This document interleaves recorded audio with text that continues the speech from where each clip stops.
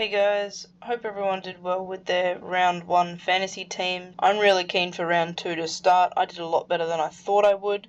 I have actually never played AFL Fantasy or Supercoach before, so this is a massive learning curve for me and I'm having a great time with it. I'm very surprised where I landed, but I wanted to run through some of the mistakes that I made and some of the things I'm figuring out along the way. I also apologise for the crappy audio. I'm actually recording this from my car on a work trip at the moment. When I get home, hopefully the audio will be a bit better in the future, but you gotta start somewhere, right? If anyone wants to stick around and make fun of me for being an idiot, you are more than welcome to. As you can see, I started pretty thin in my defensive line. I went Matt Roberts at D1. I didn't really want to pay up for a premium and ended up landing on Roberts. Wasn't amazing, wasn't the worst, but nothing I'm going to be panicking about at the moment. D2, I went with Harry Perryman. Now, he screwed over a lot of people in their fantasy teams this week, but from what I saw, he was doing much more of a defensive midfielder role, and given that the Bulldogs have a pretty thin midfield, I think there's going to be some more points for him to get this week, so while everyone's trading him out, I'm going to hold him and just hope for a bit of a better score, and if it screws me over again, well, I have best 18 to fall back on, so hopefully that doesn't go too badly. Now I'm going to skip over the GWS boys for a bit and go down to my D4, which was Freya. I don't know, I didn't actually watch that game to pick up how everyone was saying it, but he was definitely my best pick in defense, and I don't think too many people had him, so I think it went pretty well for me with a 103. I can't really complain about that. Definitely going to be holding him. Now with the GWS boys, I went both Lockie Ash and Sam Taylor purely for the cash gen. I had every intention of trading them both out this week. Whether that actually happens or not, I'll find out later on, but yeah, that was basically the plan. So yes, they didn't score great, but I'm hoping the cash gen in just the 1 or 2 rounds gives me something to fall back on. My rookies, I went Zach Reed at D6, which obviously scored 1 point more than Luke Trainer, so yay, I guess. Obviously sat Trainer on the bench, and then Leak. Don't know why he's there. Stupid decision. I will be moving him out as soon as I can. M1, I went with Jordan Dawson. Now he pulled in a 126, so I'm not going to complain about not having a Dunkley. Yes, the extra points would have been handy, but in no universe am I going to complain about a 126, so he stays. Connor Rosie came in with 112, so that definitely helped me out a bit. I think they have a pretty good run coming up, and unless he gets injured or pulls a few massive stinkers, he will be staying with me for a while. I'm not locking anybody in at this stage because I'm pretty open to just trading things out as I see fit. I'm not really a set and forget kind of person. Will Day at M3 didn't do amazing in this game. I know he copped a tag, and I imagine he's going to cop quite a few of those coming up as well. So I'm going to hold him for a while. He's definitely not on my urgent list to trade out, but he might be coming up on his buy. We'll see what happens. Now, Chera at M4 came in with a 97 in that amazing loss to Richmond. I'm not overly keen on Chera.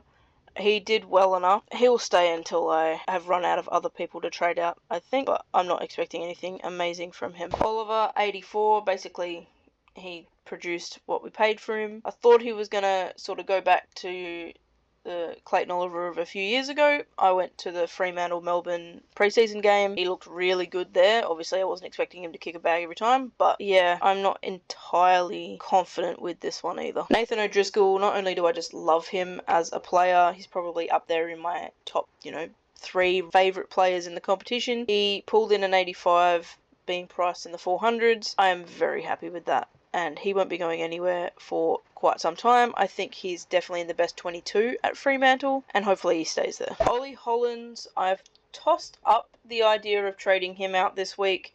He didn't do as well as I wanted him to, but watching that game back, it definitely seemed like it was just a Carlton issue, not an Ollie Hollands issue. So maybe he stays, but if I need some extra cash, then I'll go for that. My midfielder rookies is where I got pretty lucky. I did catch that Ashcroft wasn't going to be the sub for Brisbane, so I managed to get him on field before the game started.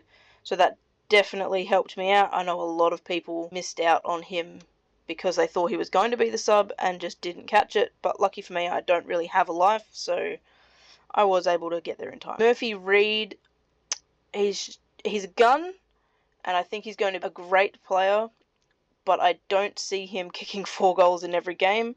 And the 3 other quarters that he played, he only scored less than 20 points between them, I think. So he scored something like 50 odd points in that 3rd quarter. So I'm thinking of trading him out for Xavier Lindsay, but we're going to see how my defensive line looks once I shuffle around some of those GWS boys. He might have to stay another week, but we'll see what happens. Finn O'Sullivan, I didn't watch the game. I don't really know how he played.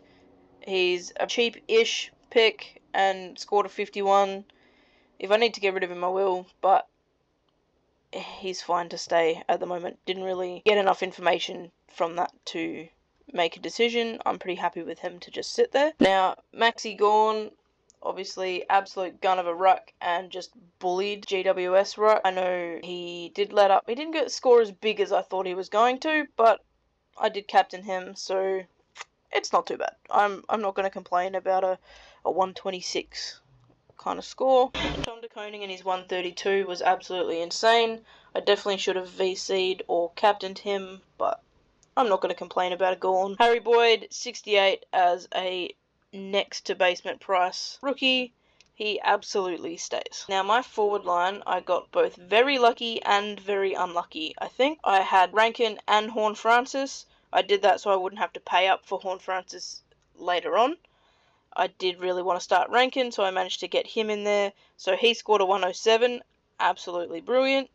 Horne-Francis, 82. I was not so happy when I shuffled some things around to fit him in, and then he pulled an 82. But I'm hoping with his matchup, especially this week, he should fly. If he doesn't, guess I'm going to have to figure that out later. Now, the big 3, Jack Macrae, Bailey Smith, Caleb Daniel. Macrae's 109, great. Bailey Smith absolutely killed it. As a Freo supporter, I don't even think we showed up for that game. So Bailey Smith just went nuts with it.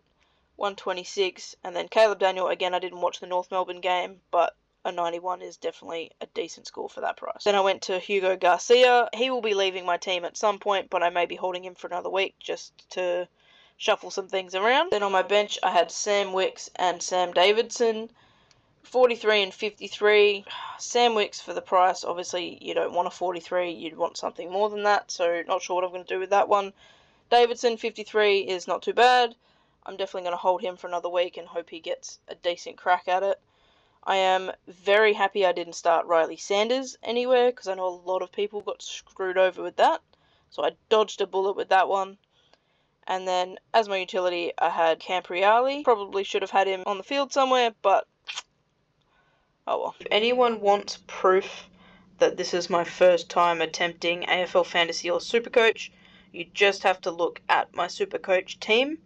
I started Sam Taylor and Lockie Ash for the exact same reasons as I did in AFL Fantasy, and that's because I didn't actually know that there's the bubble where they don't make cash gen straight away, so they're just sitting there being completely useless right now, and I kind of have to get rid of them. Now, I'm not going to go into the players that are the same as my AFL Fantasy side, because that's just beating a dead horse. So I'm just going to go into the players that are different. I started short in Supercoach. The reason I did that is because I wasn't 100% confident that Richmond were going to score any points. Really, I know he's in defence and he's going to be the main guy back there, but I just had this niggle that it wasn't going to work out, so I tried him in Supercoach, didn't try him in Fantasy, and I haven't really decided where I sit on it yet. So he can stay, that's not the end of the world. Again, I caught Levi Ashcroft before he got on, so I put him on my bench as my emergency and ran Bo Allen as a red dot so that I could get Tom de Koning's 148 points as my vice captain. So that worked out pretty well for me, plus Bo Allen's coming back this week, so instead of spending 2 trades on both of the GWS boys, I only have to use one. I can move Bo Allen up into defence, put Trainer on there, and put one of the GWS guys on the bench, and then that will cover both of my spots during the best 18, and I can figure out how I want to move things around from there. The only other differences I had really was I started Sherry in Supercoach and Gawn in AFL Fantasy.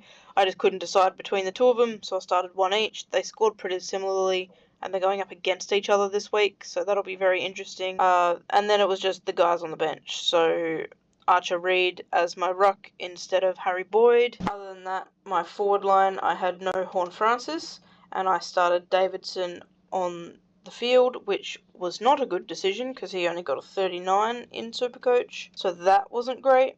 But I did have Campriali in my flex, so that, I guess, cancelled him out, so that's fine. And then I had Hewitt and Stone on the bench because obviously Davidson was on the field. So just a couple of differences, nothing major. Obviously, there's some bigger flaws in Supercoach here, screwing up with Ash and Taylor being on my starting line. Missed Nevitt, missed Lindsay.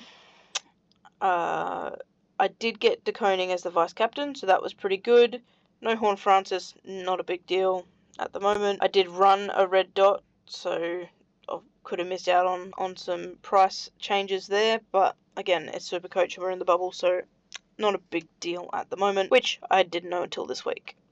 Now, despite all of this, I actually did pretty well for myself. I saw a few people starting Pal Pepper for some reason. I never heard anybody talking about him, and then all of a sudden everyone was complaining because he got a really crap score, and that held them back quite a bit. So I actually ended up ranking just above 1,000.